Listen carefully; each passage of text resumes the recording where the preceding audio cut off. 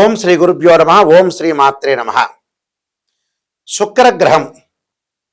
శుక్రుడు కర్కాటక రాశిలోకి సంచారం చేయటం జూన్ 8వ తారీఖు నుంచి పునరుసు నక్షత్రమైన కర్కాటక రాశిలో సాయంత్రం 5:43 నుంచి పునరుసు నక్షత్రంలో గురు నక్షత్రంలో శుక్రుడు కర్కాటక రాశిలో సంచారం చేయటం జరుగుతుంది. అంటే జూన్ 8వ తారీఖు నుంచి జూలై 4వ తారీఖు వరకు కూడా శుక్రగ్రహం కర్కాటక రాశిలో సంచారం చేయటం వల్ల ఎలాంటి ఫలితాలు జరుగుతాయి?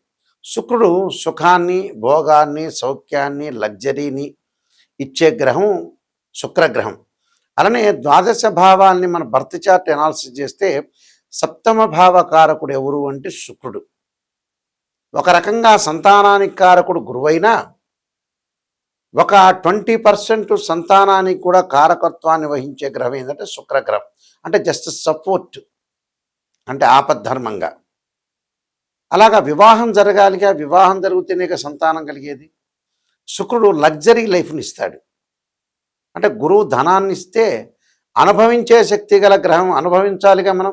కొంతమంది డబ్బులు ఇచ్చినా కూడా అనుభవించలేని వ్యక్తులు చాలామంది ఉంటారు. అలానే జీవితాంతం అయిపోతుంటుంది, లైఫ్ అనేది ఎండ్ అయిపోతుంది. చివరి దశలో మంచాన పడిన తర్వాత అనుభవించాలనుకుంటారు, అనుభవించలేరు. శుక్రుడు సుఖాన్ని, భోగాన్ని, సౌఖ్యాన్ని, లగ్జరీని, మూవీస్, యూట్యూబు, సినిమా యాక్టరు, కళాకారులు, ఇలాంటి కారకత్వాన్ని గ్రహించే గ్రహం ఏంటంటే శుక్రగ్రహం. ప్రధానంగా కళత్రాన్ని ఇచ్చేది. అంటే భార్యాభర్తల యొక్క బంధం, దాంపత్య జీవితము, wife and husband relation, disputes లేకుండా బాండింగ్గా ఎలా ఉండబోతున్నారు అని తెలిపే గ్రహమే శుక్రగ్రహం అంటారు. ఇవన్నీ కూడా ద్వాదశ రాశుల వాళ్ళకి గోచారరీత్యా చెప్పబడి ఫలితాలు అంటారు. ఈ గోచారరీత్యా శుక్రగ్రహం వల్ల దాదాపుగా మనకి జూన్ 8వ తారీఖు నుంచి జూలై 4వ తారీఖు వరకు కూడా ఏ విధంగా ఉండబోతుంది అని మనం తెలుసుకుందాం. సింహరాశి వారికి శుక్రగ్రహం యొక్క బలం ఏ విధంగా ఉండబోతుంది? సింహరాశి వారికి వచ్చేటప్పటికలా ఇక్కడ తృతీయాధిపతి అయ్యాడు. అలానే దశమాధిపతి అంటే ఏంటంటే భావాధిపతి కాదు, రాస్యాధిపతులు అని అర్థం.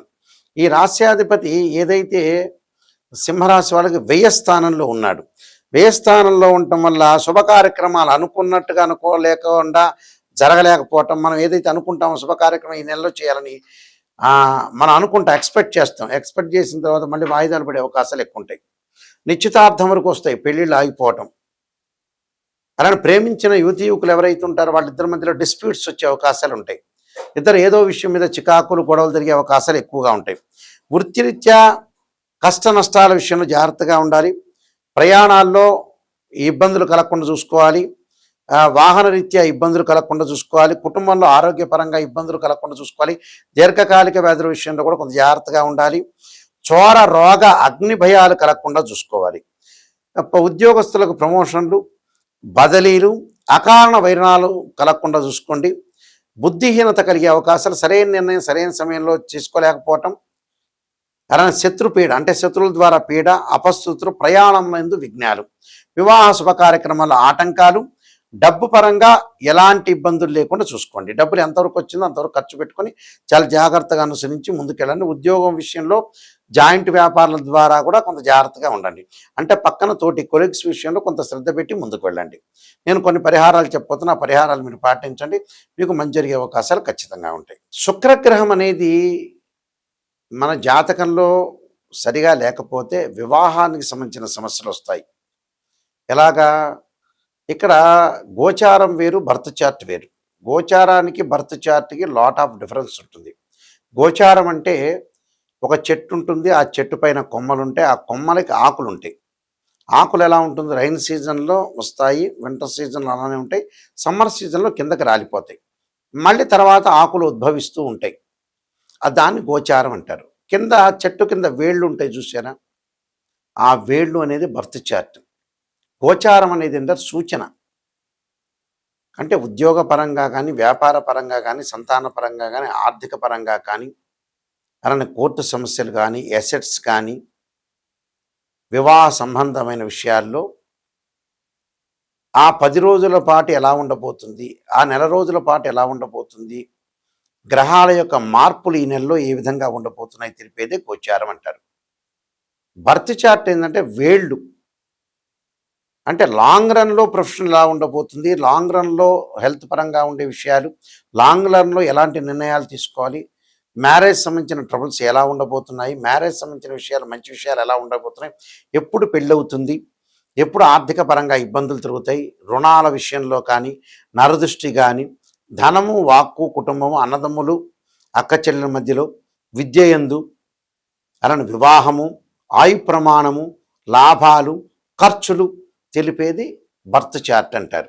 అంటే ఒక లగ్నం నుంచి మనం క్యాలిక్యులేషన్ వేసుకుంటే ఏ లగ్నంలో జన్మించారు ఆ వ్యక్తి, ఆ లగ్నానికి ఏ దశలు, ఏ అంతర్దశలు కలిసి వస్తాయి, సూక్ష్మదశలు, ప్రాణదశలు ఎక్కడెక్కడ కలిసి వస్తాయి, ఏ సంవత్సరాలు బాగుండాలి, ఏ సంవత్సరాలు మనం ఎలాంటి నిర్ణయాలు తీసుకోవాలి, ఏ దశల్లో ఎలాంటి నిర్ణయాలు తెలుసుకోవాలనేది బర్త్ చార్ట్. ఈ బర్త్ చార్ట్లో కూడా 16 డివిజనబుల్ చార్ట్స్ ఉంటాయి. ఆ డివిజనబుల్ చార్ట్స్లో ఎప్పుడూ కూడా రాశిచక్రమే కాదు, రాశిచక్రంలో తెలియని విషయాలు, ఒక అమ్మాయి జీవితం కానీ ఒక అబ్బాయి జీవితంలో వివాహం ఎలా జరగబోతుందని తెలుసుకునే ముందు ఒక రాశిచక్రంలో విషయాన్ని తెలియదంటే D9 చార్ట్ను చూస్తారు. రాశిచక్రాన్ని చూడాలి, నవాంశం చూడాలి, భావచక్రం చూడాలి, దశలు అంతర్దశలను అనాలిసిస్ చేసి భార్యాభర్తల యొక్క సంబంధ బాంధవ్యాలు, ఎప్పుడు పెళ్ళవుతుంది, ఎలాంటి డిస్ప్యూట్స్, ఎలాంటి బాండింగ్ ఉంది అని తెలుసుకోవటానికి మనం ఈ డివిజనల్ చార్ట్స్ చూస్తాం. అలానే సంతానం కలుగుతుందా లేదా అంటే రాశిచక్రము, సప్తమాంశము, భావచక్రం, దశలు అంతర్దశలు, సూక్ష్మ దశలు. అలానే వృత్తిపరంగా ఎలా ఉండబోతుంది, రాశిచక్రము, దశమాంశ చక్రము, భావచక్రం ఇలాంటివి చూస్తాం మనం. అంటే ఇవన్నీ కూడా ఒక ఆరోగ్యపరంగా కాకుండా వివాహపరంగా, సంతానపరంగా, ఎర్నింగ్ పరంగా, ఉద్యోగపరంగా కూడా, తల్లిదండ్రుల పరంగా కూడా డివిజనబుల్ చార్ట్స్ అని 16 లగ్న కుండలను చూస్తాం మనం. చూసిన తర్వాత కొన్ని ఉచ్చస్థానము, నీచస్థానం, ఉదాహరణకి గురువు ఉన్నాడు అనుకోండి, గురువు ఎలా ఉంటాడు, మా మకర రాశిలో గురువు 5 డిగ్రీల వరకు నీచ, 5 డిగ్రీల తర్వాత పరమనీచ. ఇదే శుక్రగ్రహానికి స్వక్షేత్రాలు మనం చూసుకుంటాం. స్వక్షేత్రాలు ఏంది, వృషభ రాశి, తులారాశి స్వక్షేత్రం. శుక్రుడికి ఉచ్చస్థానం మీనం, దానికి సప్తమ స్థానమైన కన్యారాశి నీచస్థానం అంటారు. శుక్రుడు ఎక్కడున్నాడు, యోగం అనుభవిస్తున్నామా లేదా అని తెలుసుకోవాలి. చాలామంది కూడా ఈ మధ్యకాలంలో ఏమిటంటే నెగిటివ్ పాజిటివ్ నుండి ఆలోచన చేస్తున్నారు. ఫార్ములా నెంబర్ 1లో మన జీవితం బాగుపడాలంటే ఫస్ట్ నెగిటివ్ తెలుసుకోవాలి. మంచే ఉంది, మీరు జాతకం చెప్పించుకున్నప్పుడు ఒక ఆస్ట్రాలజర్ని అప్రోచ్ అయ్యేటప్పుడు మీకే మంచి విషయాలు తెలుసు, మీకే పరిస్థితులు తెలుస్తుంది, మీరే ఎలా ఉన్నారో మీకే తెలిసిపోతుంది. కానీ నెగిటివ్ తెలుసుకుంటే ఏంటంటే ఫ్యూచర్లో మనం రాబోయే విషయాలు నియంత్రణ చేయొచ్చు, ఎలా దాన్ని ఓవర్కమ్ చేయగలుగుతాం, ఎలాగ మన సందిగ్ధ పరిస్థితుల నుంచి మనం ఎలా ముందుకు వెళ్ళగలుగుతాం, అంటే మనకు ఎలాంటి పరిస్థితులు రాబోతున్నాయి, నిజాన్ని తెలుసుకోవాలి. సత్యం అనేది చాలా ఇంపార్టెంట్. అసత్య ధోరణిలో ఉన్నారనుకోండి, మీరు మోసం చేసుకున్నట్టే.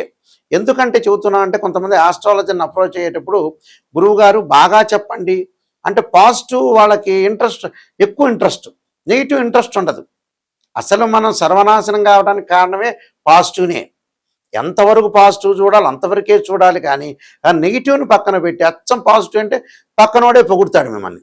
ఆస్ట్రాలజర్ వరకు అవసరం లేదు, పక్కన వ్యక్తికి 100 రూపాయలు 200 ఇస్తే పొగడండి అయ్యా అంటే ఓ ముఖ్యమంత్రి తర్వాత మీరే ముఖ్యమంత్రి తర్వాత పొగుడతారు. పొగట్టం వల్ల లాభం ఏంది, మీ జీవితాన్ని మీరే మోసం చేసుకున్నారు, మీ లైఫ్ని మీరే చీటింగ్ చేసుకున్నట్టు అర్థం. అంటే లైఫ్ చీటింగ్. ఫార్ములా నెంబర్ 2 ఇది. ఫార్ములా నెంబర్ 3 ఏంటి, 1, 3 ఏంటి, నెగిటివ్ని పాజిటివ్ చేసుకోవటం, నిజాన్ని తెలుసుకోవటం, నిజాన్ని తెలుసుకొని దాన్ని ఓవర్కమ్ చేయటం అనేది ఫార్ములా నెంబర్ 3 ఇది. అంటే నిజాన్ని తెలుసుకుంటే మన జీవితం అనేది ఖచ్చితంగా మంచి లైఫ్ వస్తుంది. దీనిలో మ్యాథమెటికల్ క్యాలిక్యులేషన్ ఇంపార్టెంట్. ఎలా పడితే అలా జాతకాన్ని చెప్తే ఫలితాలు ఏమి రావు, ఊరికే చెప్పించుకోవడం తప్పితే మీ డబ్బులు దండ తప్పితే ఏముండదు అక్కడ. ద్వాదశ భావాలని మన 12 గళ్ళు ఉంటాయి. ద్వాదశ భావాల్లో తనుభావం అని, ధనభావాన్ని, సోదరభాయి భావాలు ఉంటాయి. ఈ 12 భావాలకి అధిపతులు ఉంటారు. అంటే తనుభావానికి అధిపతి రవి, ద్వితీయ భావానికి గురువు, తృతీయ భావానికి కుజుడు, చతుర్థ భావానికి చంద్రుడు బుధుడు, అలానే పంచమ భావానికి గురువు, అలానే షష్టమ భావం అంటారు రోగాలు, శత్రువులు, రుణాలు తెలిపేది. పంచమ భావం సంతానం, తృతీయ భావం సోదర భావం, పంచమ భావానికి గురువు అధిపతి, అలానే షష్టమ భావానికి శని కుజులు, అంటే రోగాలు, శత్రువులు, రుణాలు. సప్తమ భావం అంటే వివాహం, కళత్రకారకుడు శుక్రుడు అని అర్థం ఆ భావానికి. అష్టమ భావం ఆయుష్ భావం, శని ఎలా ఉన్నాడు. అలానే భాగ్యస్థానం అంటారు, భాగ్యభావం అంటారు. అంటే భాగ్యస్థానం ఎలా ఉండబోతుంది అంటే భాగ్యస్థానంలో గురువు అంటే రవి గురువును చూడాలి. అలానే దశమ భావం రవి బుధ, అలానే గురువు శనులు. లాభస్థానం గురువు, వ్యయస్థానం శని. అంటే ఈ భావాలన్నీ కూడా మనం అనాలిసిస్ చేయాలి. భావాధిపతులు అంటే ఏంటంటే ఇంటి ఓనర్స్. అలా రాస్యాధిపతి వేరు, భావాధిపతి వేరు. రాస్యాధిపతి అంటే ఏమిటి, మీరు ఒకళ్ళు మేషలగ్నంలో జన్మించారు, మేషలగ్నంలో జన్మించేస్తే ఆ మేషలగ్నంలో జన్మించారంటే వాళ్ళకి ఆ లగ్నం అంటే తనుభావం, ఆ భావానికి అధిపతి రవి. మేషలగ్నానికి అధిపతి ఎవరు, రాస్యాధిపతి కుజుడు. అంటే కుజుడు ఎవరంటే బిల్డరు. తనుభావాధిపతి ఎవరు అని అంటే మన రవి. రవి అంటే ఏంటంటే ఆ ఇంటి ఓనరు. రాస్యాధిపతి అంటే బిల్డర్. అంటే బిల్డర్ ఇక్కడ ఇంటి ఓనర్ ఎవరు, రవి. ఆ బిల్డింగ్ కట్టేవాడు ఎవరు, కుజుడు. దానిలో ఏదైనా బుధగ్రహం ఉందనుకోండి టెనెంట్ అని అర్థం. అలాగ భావాధిపతుల్ని అనాలిసిస్ చెయ్యాలి, డివిజనబుల్ చార్ట్ చూడాలి, మ్యాథమెటికల్ క్యాల్కులేషన్ వేయాలి, నిజం తెలుసుకోవాలి. అప్పుడు మనం పర్ఫెక్ట్ ఆస్ట్రాలజీ పరంగా మనం తెలుసుకున్న వాళ్ళం అవుతాం. నేను కొన్ని ఆస్ట్రాలజీ సంబంధించిన బుక్స్ రాశాను, మేము వంశపారంపర్యంగా చెప్పేస్తాము. అలానే మా నాన్నగారు కూడా శ్రీశైల దేవస్థానంలో ప్రధాన పురోహితులుగా పనిచేశారు. ఆయన కూడా ఇంటర్నేషనల్ ఆస్ట్రాలజీ మెంబర్ ఆయన. అయితే మేము వంశపారంపర్యంగా చెప్పే వ్యక్తులం.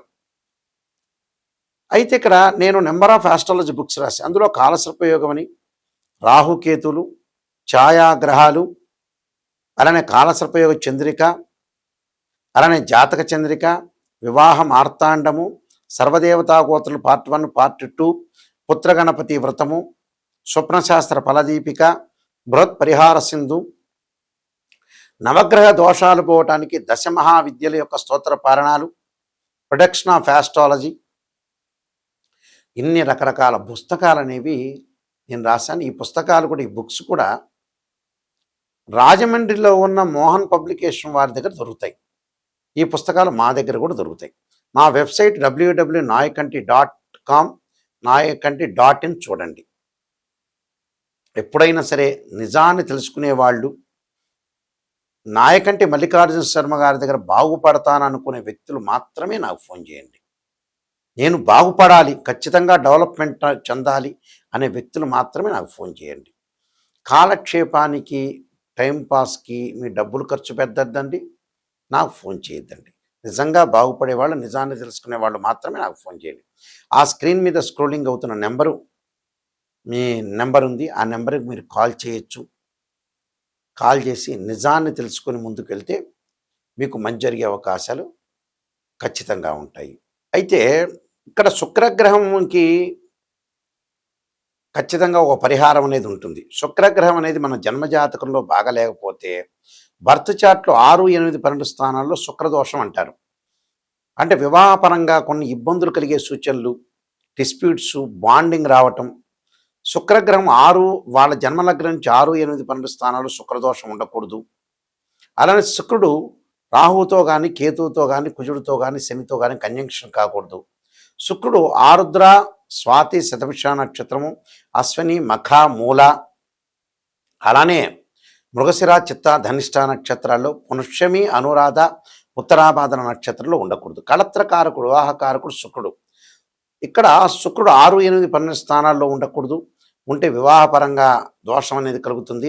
భార్యాభర్తల మధ్యలో సఖ్యత లేకపోవటం, బాండింగ్ లేకపోవటం, ఎప్పుడూ ఏదో అభిప్రాయం మీద అరుచుకోవటం, విడిపోయే అవకాశాలు ఉండటం, ఇవన్నీ కూడా ఏంటంటే కళత్రకారకుడు శుక్రుడు అంటాం.